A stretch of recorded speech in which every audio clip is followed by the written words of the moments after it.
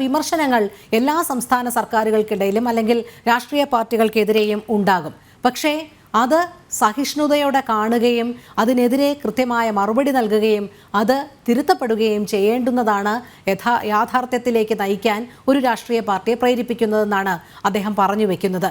ഇനിയെങ്കിലും അത് ഉൾക്കൊള്ളാൻ CPM-ഉം ഇടതുപക്ഷവും തയ്യാറാകുമോ എന്നുള്ളതാണ് നോക്കിക്കാണേണ്ടത്. ഒരുപക്ഷെ നേരത്തെയൊക്കെ നമ്മുടെ അതിഥികൾ സൂചിപ്പിച്ചതുപോലെ നാളെ പുത്തൻ ന്യായീകരണങ്ങളുമായി വരുമോ എന്നുള്ളതും നോക്കിക്കാണേണ്ടതാണ്. രോഹിണി, ആ പ്രതീക്ഷകൾ അസ്ഥാനത്താണ്.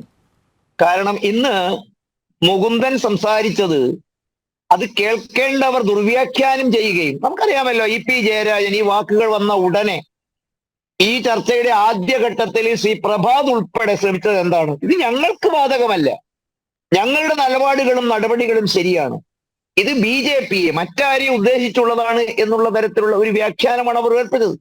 ഇന്ന് അത് അർത്ഥശങ്കയ്ക്കിടയില്ലാത്ത വിധം മുകുന്ദൻ അടിവരയിട്ട് പറയുന്നു. എന്താണ്? ഇത് കേരളത്തെ ഉദ്ദേശിച്ച് മാത്രമാണ്, കേരളത്തെ മാത്രമാണ് ഉദ്ദേശിച്ചിട്ടുള്ളത്. അതും ഒരർത്ഥത്തിൽ എനിക്ക് തോന്നുന്നു ഇടതുപക്ഷത്തിന്റെ വക്താക്കളായി നടത്തുന്നവർ നടത്തുന്ന ഒരു സേഫ്റ്റി വാൽവ് അല്ലേ ഇത്? ഞാൻ ചോദിക്കുന്നത്, ഇത് കേരളത്തിലെ മാത്രം ഒരു വിഷയമാണോ? ഞാൻ എന്റെ ഇടതുപക്ഷ പ്രതികരിച്ച് ഇവിടെ വന്നിരിക്കുന്ന ആളുകളും ഒറ്റ ചോദ്യം ചോദിക്കും. ലോകത്തെവിടെയെങ്കിലും ഈ കമ്മ്യൂണിസ്റ്റ് ഭരണാധികാരികൾ ജനങ്ങൾക്ക് നന്മ ചെയ്ത ചരിത്രം, ഒരു ഉദാഹരണം ഒരിടത്തെങ്കിലും എടുത്തു കാണിക്കാൻ ഇവർക്ക് സാധിക്കുമോ? വർഷങ്ങളോളം ഭരിച്ച സോവിയറ്റ് റഷ്യ, വർഷങ്ങളോളം അവർ ഭരിച്ച ചെസസ്ക്യൂവിന്റെ റുമാനിയ, വർഷങ്ങളോളം അവർ ഭരിച്ച ഇടതുപക്ഷത്തിന്റെ മാർക്സിസ്റ്റ് കമ്മ്യൂണിസ്റ്റ് പാർട്ടി ആദർശത്തിൽ ഭരിച്ച ലോകത്തെവിടെയെങ്കിലും ഒരു രാജ്യത്ത് പട്ടിണിയും ദാരിദ്ര്യവും തൊഴിലില്ലായ്മയും മാറ്റി ഒരു ഭരണകൂടം വന്നിട്ടുണ്ടോ? യഥാർത്ഥത്തില് ഇന്ന് മുകുന്ദനെ പോലെ ഈ 60 വർഷക്കാലത്തിനിടയിൽ കമ്മ്യൂണിസത്തെ നെഞ്ചിൽ പുൽകിയ MT ഉൾപ്പെടെയുള്ളവർ രോഹിണി ശ്രമിക്കുന്നത് എന്താണ്? യഥാർത്ഥ കമ്മ്യൂണിസ്റ്റ് അല്ല വിജയനെന്ന് പറയാൻ വേണ്ടിയാണ്.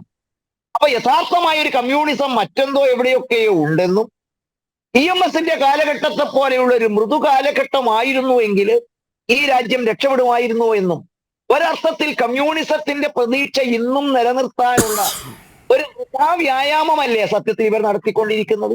ഞാൻ ഇന്നും ഉറക്കെ ചോദിക്കും, നോക്കൂ, 34 കൊല്ലമാണ് നമ്മുടെ രാജ്യത്ത് പശ്ചിമ ബംഗാൾ CPM ഭരിച്ചത്.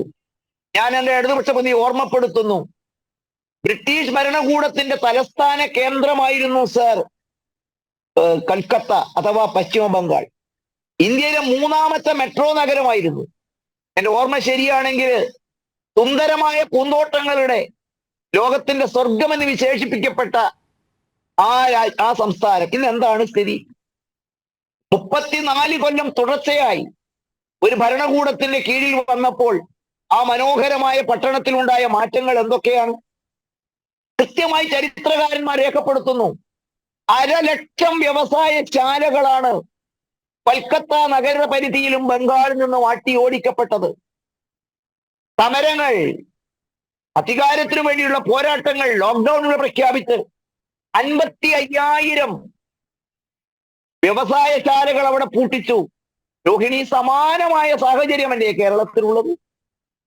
ആ ബംഗാളിന്റെ നേർചിത്രം എന്നെന്താണ്? ബംഗാളിലെ കർഷക ജീവിതങ്ങൾ ദുരിതപൂർണമായി.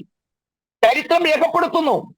പട്ടിണി മരണങ്ങളും ഈ ആത്മഹത്യകളും പെരുകിയ സംസ്ഥാനമായി മാറി ആ പ്രദേശം. അവിടുത്തെ കർഷകരുടെ പരാധീനതകൾ പരിഹരിക്കാൻ കഴിയാതെ അവസാനം സിംഗൂറിലും നന്ദിഗ്രാമിലും ഒരു തരത്തിലുള്ള ചൊട്ടുവിദ്യയുമായിട്ടവർ ടാറ്റയെയും മുതലാളിമാരെയും ക്ഷണിച്ചു വരുത്തി. അവർക്കറിയാം ഒരിക്കലും പ്രാവർത്തികമാക്കാൻ പോകുന്നില്ല. ചരിത്രം രേഖപ്പെടുത്തുന്നു, സ്വതന്ത്ര ഭാരതത്തിലെ ഏറ്റവും കൂടുതൽ രാഷ്ട്രീയ കൊലപാതകങ്ങൾ നടന്ന സംസ്ഥാനമാണ് ഇത്. ഞാൻ ഒരുപക്ഷെ എനിക്ക് ശേഷം അവസരം കിട്ടുമ്പോൾ ഇടതുപക്ഷ ബുദ്ധിജീവികള് ഞാൻ പറയുന്നത് കളവാണെന്ന് പറയുമെങ്കിൽ ഞാൻ അവരെ ഓർമ്മപ്പെടുത്തുന്നു. 1997 ബുദ്ധദേവ് ഭട്ടാചാര്യയോട് നിയമസഭയിൽ ഒരു ചോദ്യത്തിന് രാഷ്ട്രീയ കൊലപാതകങ്ങളെ കുറിച്ച് ചോദിച്ചു. അദ്ദേഹം പറഞ്ഞു, 77 മുതൽ 96 വരെയുള്ള കണക്കുകൾ കൊണ്ട് മാത്രം 28,000 രാഷ്ട്രീയ കൊലപാതകങ്ങളാണ് ആ സംസ്ഥാനത്ത് നടന്നത്. 1977 മുതൽ 2009 വരെ രാഷ്ട്രീയ കൊലപാതകങ്ങളിലെ ബംഗാളിനെ കുറിച്ച് പഠനം നടത്തിയ ഡി ബന്ധോപാധ്യായ റിപ്പോർട്ടിൽ പറയുന്നു 55,408 രാഷ്ട്രീയ കൊലപാതകങ്ങളാണ് കൊച്ചു സംസ്ഥാനത്തിൽ നടന്നത്. വ്യത്യസ്തമാണോ കേരളത്തിലെ അവസ്ഥ? കുറ്റപ്പെടുത്താം RSSകാരെയും BJPക്കാരെയും, കോൺഗ്രസുകാർക്കും അതിൽ പങ്കുണ്ട് എന്ന്. പക്ഷെ എന്തുകൊണ്ട് ഇന്ത്യയിലെ ഈ 2 സംസ്ഥാനങ്ങൾ മാത്രമായിട്ട് ഇത് മാറുന്നു? കർഷക ആത്മഹത്യയുടെ മണ്ണായി മാറുന്നു. നേരത്തെ പലരും ചൂണ്ടിക്കാണിച്ചു, ഒരു സ്ത്രീ തങ്ങൾക്ക് കിട്ടിയ 1,600 രൂപ തങ്ങൾക്ക് ലഭ്യമാക്കുന്നതിന് വേണ്ടി സമരരംഗത്തിറങ്ങിയപ്പോൾ അവരെ അധിക്ഷേപിക്കാനുള്ള സൈബർ പോരാട്ടങ്ങൾ നമ്മൾ നടന്നു. കൊച്ചു കേരളത്തിലാണ് പ്രസവ വേദന കിട്ടിയ കഴിഞ്ഞ വർഷം ഡിസംബർ 10, കഴിഞ്ഞ വർഷമല്ല അതിന് മുമ്പത്തെ ഡിസംബർ 10 അങ്ങ് അട്ടപ്പാടിയിലെ മുരുകന്റെ ഭാര്യ സ്മൃതി മുരുകനെ രാത്രി 11 മണിക്ക് പ്രസവവേദന കിട്ടിയപ്പോൾ കൊണ്ടുപോകാൻ ഒരു ആശുപത്രിയോ വാഹനമോ കിട്ടാതെ പുതപ്പിൽ പൊതിഞ്ഞവരെ കൊണ്ടുപോകേണ്ടി വരുന്നത്.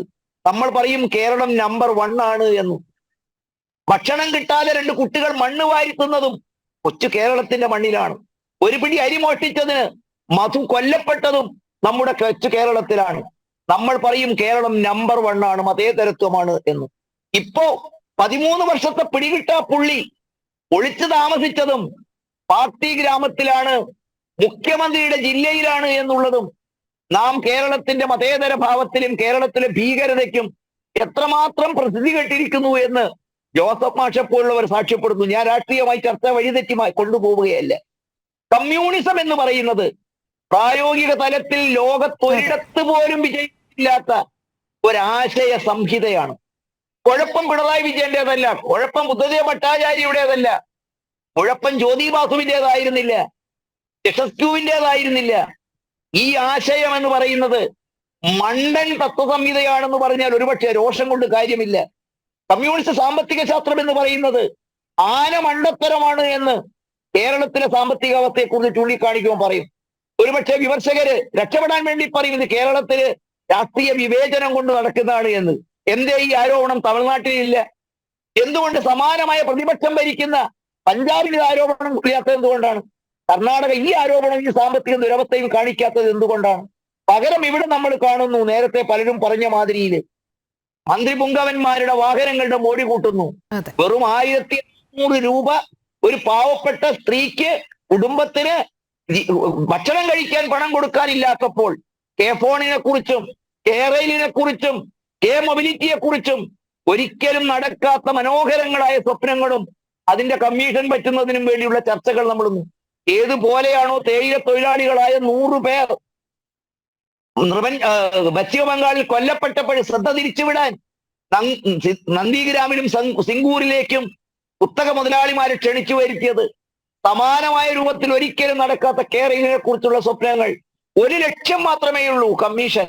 ഇന്ന് സാക്ഷ്യപ്പെടുന്ന എന്താണ്? ഇവിടെ പലരും പറഞ്ഞു, മുഖ്യമന്ത്രിയുടെ മകൾ, ആ മകൾക്കൊരു പ്രശ്നം വരുമ്പോൾ കോടിയേരി ബാലകൃഷ്ണന്റെ മകനോട് സ്വീകരിച്ച നിലപാടല്ല പാർട്ടി സ്വീകരിക്കുന്നത്. ഈ പ്രഭാത് നമ്മൾ ശ്രദ്ധിക്കണം. 2 പാർട്ടി നേതാക്കന്മാരുടെ മക്കൾ ആരോപണ വിധേയരാകുന്നു.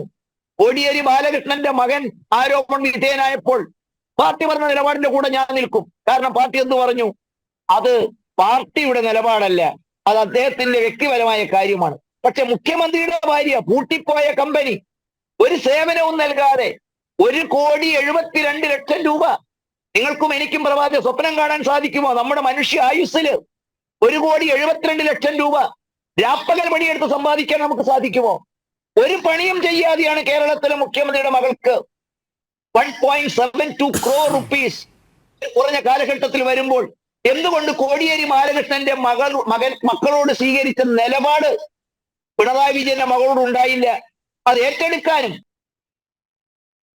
അതെ, അതിനും പുതിയ ന്യായീകരണങ്ങൾ ഒരുപാടുണ്ടായിരുന്നു. ശ്രീ MK ഹരിദാസ്, ഇവിടെ കമ്മ്യൂണിസത്തിന്റെ അപജയമാണോ അതോ കമ്മ്യൂണിസം കൈയാളുന്നവരുടെ അപജയമാണോ ഇപ്പോൾ കേരള രാഷ്ട്രീയത്തിൽ കണ്ടുകൊണ്ടിരിക്കുന്നത്? കാരണം കൃത്യമായി തന്നെ MT പറഞ്ഞു വയ്ക്കുന്ന വാക്കുകളുണ്ട്. സർവാധിപതികളും ഏകാധിപതികളുമാകുമ്പോൾ ജനാധിപത്യം കുഴിച്ചു മൂടപ്പെടുന്നു, ജനസേവനം എന്നത് എവിടെയോ കുഴിച്ചു മൂടപ്പെടുന്നു എന്നുള്ളത് പറയുന്നുണ്ട്. ഇവിടെ നേതൃനിരയിലുള്ളവരാണോ ഇത്തരം രാഷ്ട്രീയ മൂല്യച്യുതിക്കും അപജയത്തിനും കാരണം CPM നേതാക്കളൊക്കെ എടുത്തു പറയുന്നത് ആകെ കൂടിയുള്ള രാഷ്ട്രീയ മൂല്യച്യുതിയെയാണ് MT വിശേഷിപ്പിച്ചത്, അല്ലാതെ കേരള സംസ്ഥാന സർക്കാരിനെയോ മുഖ്യമന്ത്രി പിണറായി വിജയനെയോ അല്ല എന്നാണ്. ഈ മൂല്യച്യുതി കേരളത്തിൽ ഉണ്ടായിട്ടുണ്ടെങ്കിൽ അതിന് കമ്മ്യൂണിസ്റ്റ് നേതാക്കൾ കാരണമാകുന്നുണ്ടോ? അവരുടെ രീതികൾ, ജീവിത ശൈലികൾ, പ്രവർത്തന രീതികൾ ഒക്കെ കാരണമാകുന്നുണ്ടോ?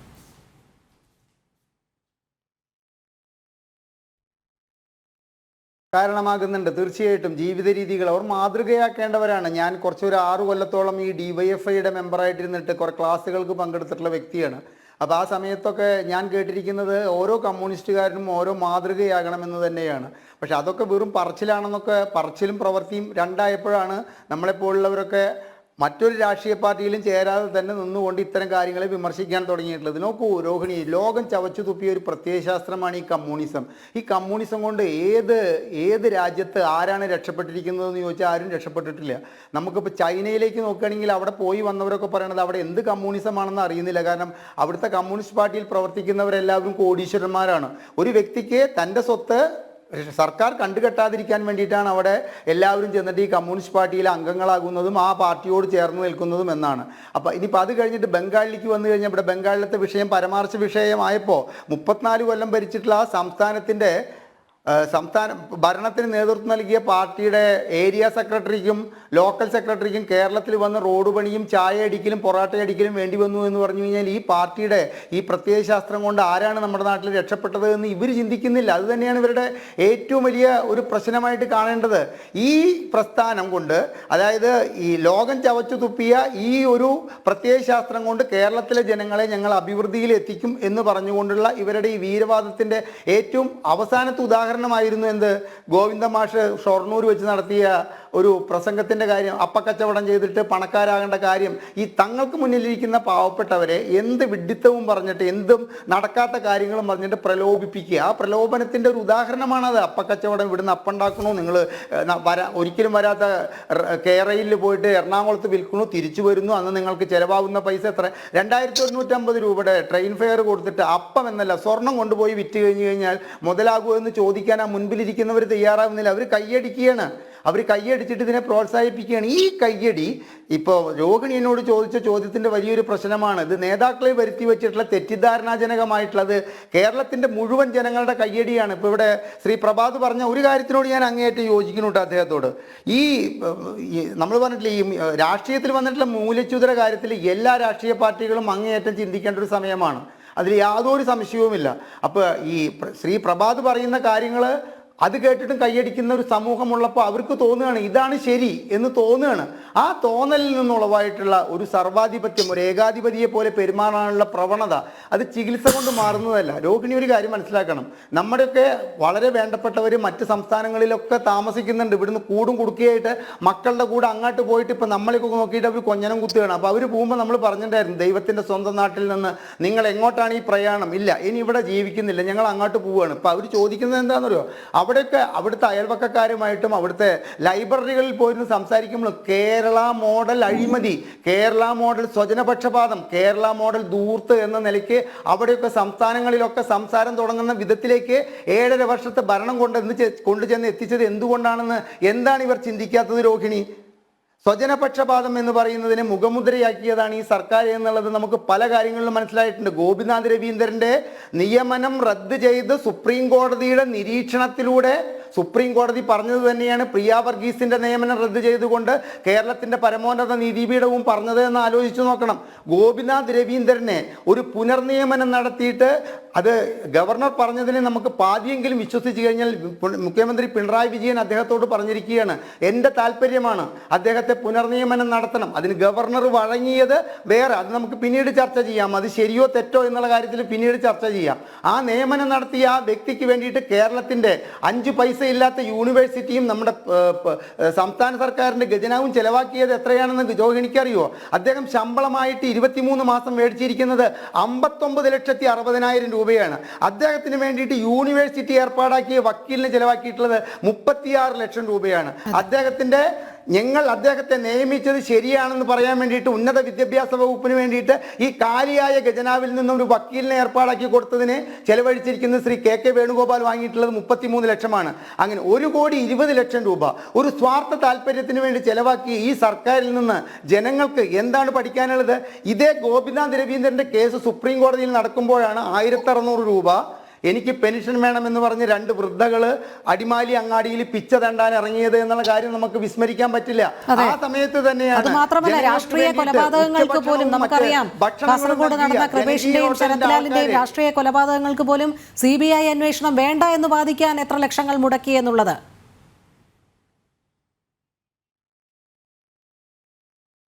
രണ്ട് പിതാക്കന്മാരുടെ കണ്ണുനീര്, അതായത് ഞങ്ങളുടെ അന്വേഷണം, ഈ അന്വേഷണം ഞങ്ങളുടെ മക്കളുടെ തല പാതി വെട്ടിക്കൊന്ന അന്വേഷണം CBI അന്വേഷിക്കണമെന്ന് പറയാനുള്ള മൗലികമായ ഒരു അവകാശമാണ് ആ 2 പിതാക്കന്മാരുടെ. അതിനെ ചോദ്യം ചെയ്തു പോയപ്പോൾ നമ്മുടെ സംസ്ഥാന ഖജനാവിന് നഷ്ടമായത് 98 ലക്ഷം രൂപയായിരുന്നു. എന്താണ് ഈ സർക്കാർ നേടിയത്? ഒന്നും നേടിയിട്ടില്ല. അപ്പോൾ ഈ സർക്കാർ, ഈ മുഖ്യമന്ത്രി കേരളത്തിലെ മുഴുവൻ ജനങ്ങളുടെ മുഖ്യമന്ത്രിയാണെന്ന് തോന്നിക്കുന്ന ഒരു ഭരണം കാഴ്ചവെക്കാൻ 7.5 വർഷമായിട്ടും കാണിച്ചിട്ടില്ല. ഒരു പാർശ്വവൽക്കരിക്കപ്പെട്ട ജനതയ്ക്ക് വേണ്ടിയിട്ട് എന്തൊക്കെയോ ചെയ്തു കൊടുക്കാൻ വേണ്ടി എനിക്ക് കിട്ടിയ അധികാരം ഞാൻ ഉപയോഗിക്കുന്നു എന്ന തോന്നൽ ജനങ്ങൾക്ക് പൂർണ്ണമായിട്ടും അത് അങ്ങനെയാണെന്ന് മനസ്സിലാക്കേണ്ട വിധത്തിലേക്ക് ഭരണം മുൻപോട്ട് പോയിക്കൊണ്ടിരിക്കുന്ന ഒരു അവസ്ഥയിൽ ഈ മുഖ്യമന്ത്രിയും ഈ സർക്കാരും തിരുത്തണം. ഒരു കാര്യം കൂടി പറയണം എനിക്ക്, അതായത് ഈ നവകേരള യാത്രയുടെ വിജയത്തെ കുറിച്ചിട്ട് ഈ സജി ചെറിയാൻ എന്ന് പറയുന്ന സാംസ്കാരിക വകുപ്പ് മന്ത്രിയോട് ചോദിച്ചപ്പോൾ അദ്ദേഹത്തിന്റെ ഒരു വീഡിയോ കറങ്ങിക്കൊണ്ടിരിക്കുന്നുണ്ട്. അദ്ദേഹം പറഞ്ഞത് എന്താണെന്നറിയോ? അതായത് പട്ടിണിപ്പാവങ്ങൾ ഇവിടെ പിച്ചച്ചട്ടിയെടുത്ത് പിച്ച തെണ്ടുന്ന സമയത്ത് എനിക്ക് ആ നവകേരള സദസ്സിലെ ഏറ്റവും ഇഷ്ടപ്പെട്ട ഭക്ഷണം വരാൽക്കറിയും കപ്പയും കൂട്ടിയിട്ടുള്ള ഒരു ഭക്ഷണം കഴിച്ചു. ഇപ്പോഴും അത് ആലോചിക്കുമ്പോൾ എൻ്റെ നാവില് വെള്ളമൂർന്നു. എന്ത് കമ്മ്യൂണിസമാണ് രോഹിണി ഇത്? അതായത് മിച്ചഭൂമി സമരങ്ങൾ നടത്തിയിട്ട് കേരളത്തിലെ ജനങ്ങൾക്ക് മിച്ചഭൂമി സമരങ്ങളിലൂടെ ഭൂമി നൽകാൻ വേണ്ടിയിട്ട് ഇവിടുത്തെ കേരളത്തിലെ ജനങ്ങളുടെ മനസ്സിലെ പ്രതിഷ്ഠ നേടിയ ഒരു കമ്മ്യൂണിസ്റ്റ് പാർട്ടി സർക്കാരിന്റെ പുറമ്പോക്ക് ഭൂമിയായ 48 ഏക്കർ കൈവശം വെച്ച PV അൻവറിനെ തങ്ങളുടെ MLA ആക്കിക്കൊണ്ട് എന്ത് സന്ദേശമാണ് നൽകുന്നത് രോഹിണി?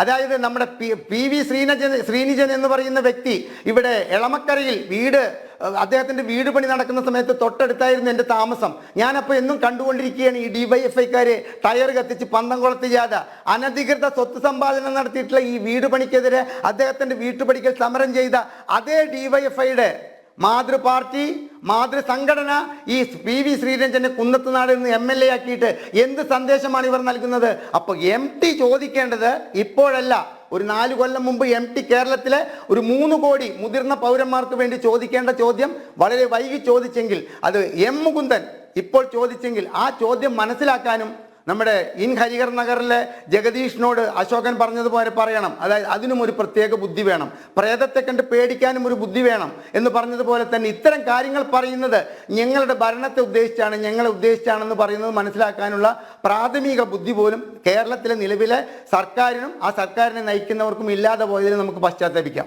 അതെ അതെ.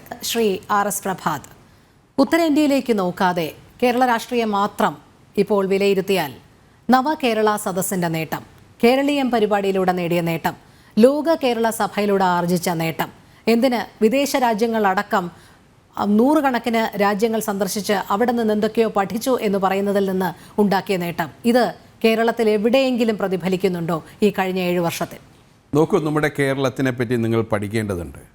നമ്മുടെ കേരളം എന്ന് പറയുന്നത് ഇന്ത്യയിലെ എല്ലാ സംസ്ഥാനങ്ങളിൽ നിന്നും നിങ്ങൾക്ക് അതിനൊക്കെ വ്യത്യസ്തമായ അഭിപ്രായം ഉണ്ടാവും. കാരണം എന്ന് പറഞ്ഞാൽ കേരളത്തിലെ ഏറ്റവും മോശപ്പെടുത്തുവാനും ഇവിടെ നിന്നുള്ള ആൾക്കാർ അങ്ങ് പോകുമ്പോൾ അങ്ങനെയാണ് സംസാരിക്കുന്നതെന്ന് പറഞ്ഞ് വരുത്തുവാനും വളരെയധികം ശ്രദ്ധിക്കുന്ന ആൾക്കാരായിരിക്കും ഇവിടെയുള്ള BJP പ്രവർത്തകർ. കാരണം അവർക്കൊരിക്കലും കേരളത്തിനെ സഹിക്കാൻ കഴിയുന്നില്ല. എന്തുകൊണ്ടാണ് സഹിക്കാൻ കഴിയുന്നത്?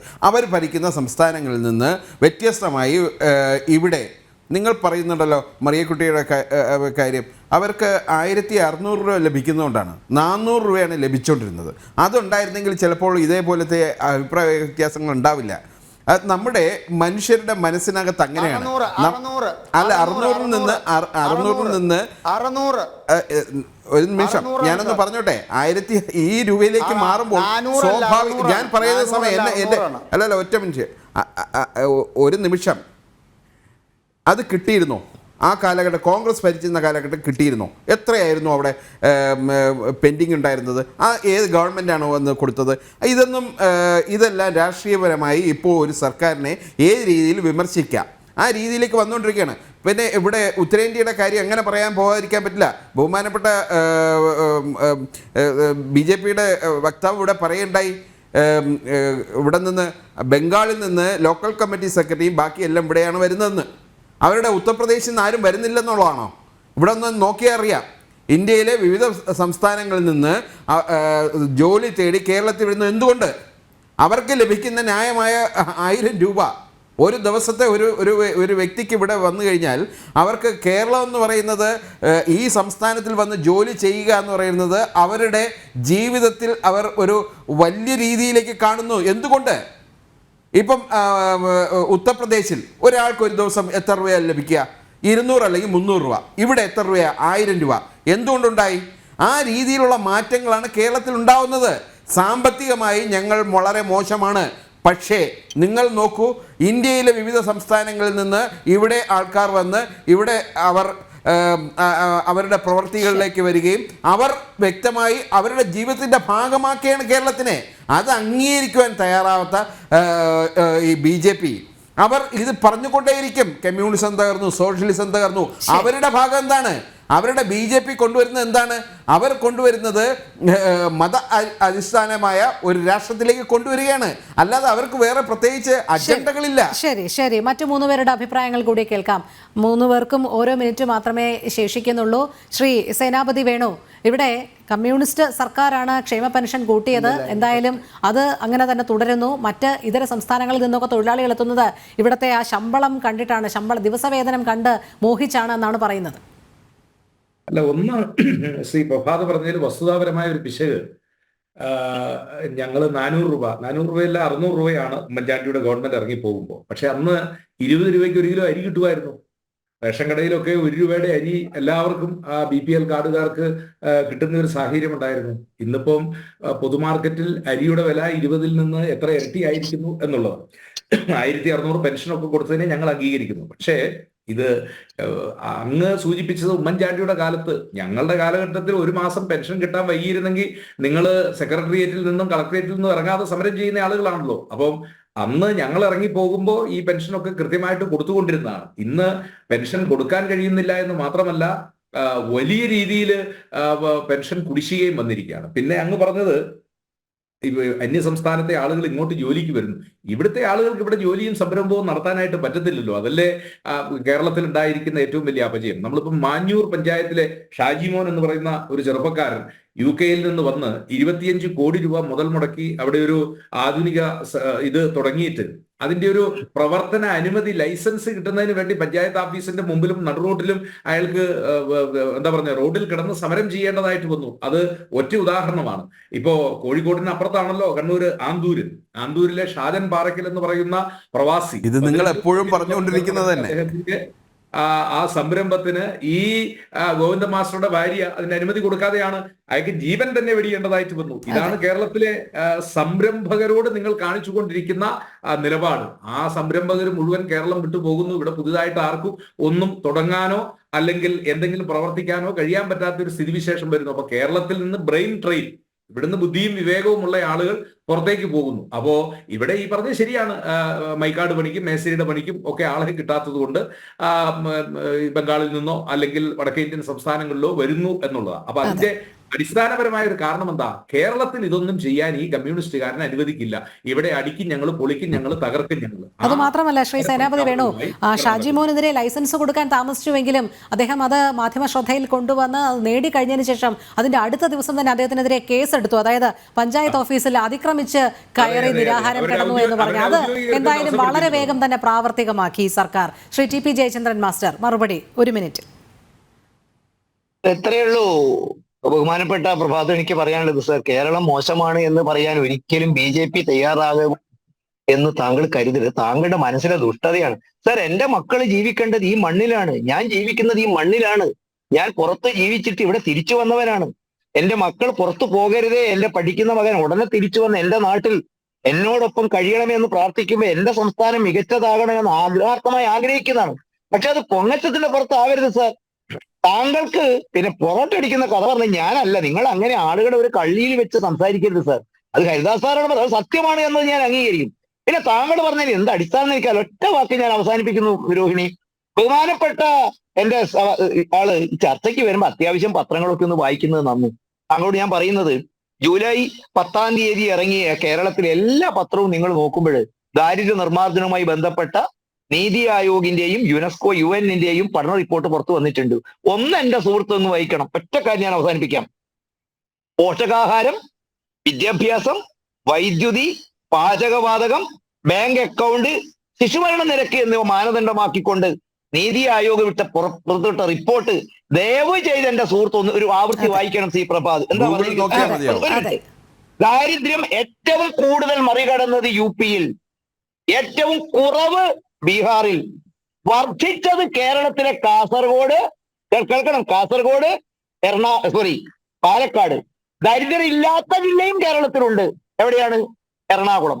ഇന്ത്യ രാജ്യത്ത് ദാരിദ്ര്യം കൂടിയ ഒരേ ഒരു സംസ്ഥാനം. പിന്നെ സാർ ഒറ്റ കാര്യമോടി, കേരളത്തിന്റെ നേട്ടം കേരളത്തിലെ കഷ്ടപ്പെട്ട് പണിയെടുത്ത കേരളത്തിലെ ഗൾഫ് മലയാളികൾ കൊണ്ടുവന്നതാണ്, റബ്ബർ കർഷകർ കൊണ്ടുവന്നതാണ്, ഈ രാജ്യം നേടിയതാണ്. ഇതിൽ ഇടതുപക്ഷത്തിന് എന്തുണ്ട് എന്ന ചോദ്യത്തിനാണ് ഞാൻ ഉത്തരം പറയുന്നത്. അതുകൊണ്ട് എന്റെ സംസ്ഥാനം മികച്ചതാവണം, എന്റെ കുട്ടികൾ ഇവിടെ ജീവിക്കണം, അവർ തിരിച്ചു വരണം, സർവകലാശാലകൾ പോസ്റ്റുകൾ ഫില്ലാവണം, കുട്ടികൾ പഠിക്കാനില്ലാത്ത സർവകലാശാല ആവരുത്, തൊഴിൽശാലകൾ പൂട്ടുന്ന സംസ്ഥാനമാകരുത് എന്ന ആത്മാർത്ഥമായ ആഗ്രഹമാണ് ശ്രീ പ്രഭാത് എനിക്കുള്ളത്. ശരി ശരി, സമയക്കുറവുള്ളത് കൊണ്ടാണ് ശ്രീ MK ഹരിദാസ് താങ്കളിലേക്ക് എത്താൻ സാധിക്കാത്തത്. ദയവായി ക്ഷമിക്കുക. ജനം ഡിബേറ്റിന്റെ സമയം ഇവിടെ പൂർണ്ണമാവുകയാണ്. ജനസേവനം വിസ്മരിക്കപ്പെടുന്നിടത്ത് ഏകാധിപതികൾ ഉയർത്തെഴുന്നേൽക്കുന്നു. സർവാധിപത്യത്തിന് കീഴെ സ്തുതിപാഠകരും പിണിയാളുകളും മാത്രം അണിനിരക്കുമ്പോൾ ജനാധിപത്യം കുഴിച്ചു മൂടപ്പെടുന്നു. MTയുടെ വാക്കുകൾ ഇവിടെ കടമെടുക്കുകയാണ്. ആൾക്കൂട്ടം ഉത്തരവാദിത്വമുള്ള ഒരു സമൂഹമായി മാറുകയും സ്വയം കരുത്തു നേടി ആർജിക്കുകയും വേണം. ഭരണാധികാരി എറിഞ്ഞുകൊടുക്കുന്ന ഔദാര്യത്തുണ്ടുകളല്ല സ്വാതന്ത്ര്യം. എഡിറ്റേഴ്സ് ചോയ്സ് പൂർണ്ണമാകുന്നു. പങ്കെടുത്ത എല്ലാ അതിഥികൾക്കും നന്ദി. ഒപ്പം പ്രേക്ഷകർക്കും നമസ്തേ.